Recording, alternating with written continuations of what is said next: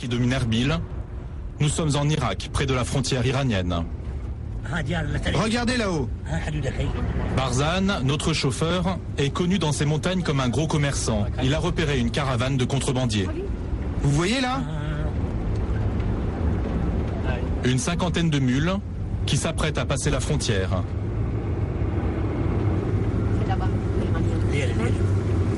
Dernier checkpoint avant l'Iran, un barrage tenu par les Kurdes irakiens. Ne filmez pas. Interdiction de filmer, la zone est sensible.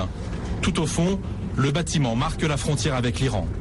Barzan veut nous montrer les contrebandiers de plus près. Nous longeons la frontière, les militaires iraniens ne sont pas loin. Une colonne est en marche au pied des montagnes enneigées. Dans ce vallon, une caravane de près de 100 mules chargées de marchandises.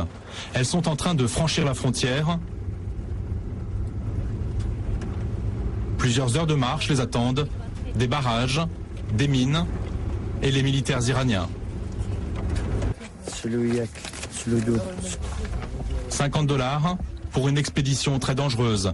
La plus grande menace, ce sont les dangers, le camp tourne à plein régime. Il est 15 heures, les caravanes sont prêtes à partir, mais avant d'affronter les militaires iraniens, tous devront passer par un premier péage, la guérilla kurde du PKK. Le PKK exige aussi de l'argent. Par passeur, ils prennent 20 $ à chaque fois. Et si on ne donne pas, ils nous confisquent nos chevaux et nos marchandises. Allô, camarade Dilbrin? Comment ça va? Au téléphone, un responsable du PKK. Nous venons maintenant. On monte là, d'accord? Le chef de la police nous a dit qu'on pouvait venir te voir, Dilbrin. Ne crains rien, hein? On arrive. Cette route, Barzan la connaît bien. C'est le chemin qui menait à son ancien bazar d'alcool. Il s'en est fait chasser par la guérilla cette année. Le camp du PKK, c'est cette hutte, une présence discrète, tolérée par le pouvoir irakien. Télévision et téléphone satellite. Le chef du groupe, c'est Dilbrin, un nom de guerre qui signifie cœur brisé. Il dirige une dizaine d'hommes, tous kurdes. Un emplacement stratégique aussi pour les caisses du PKK. La guérilla reconnaît qu'elle se finance en partie avec l'argent de la contrebande. À 20 $ le passage, la protection du PKK, parfois aléatoire, ressemble beaucoup à un impôt révolutionnaire. « 95% du peuple.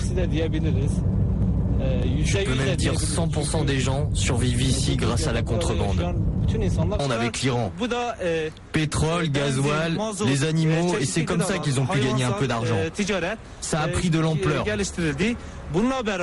Et en même temps, le trafic de drogue est arrivé en masse. De la cocaïne, de l'héroïne, opium, hashish et d'autres choses encore. Nous aurons 10 grammes d'opium pour 5 €.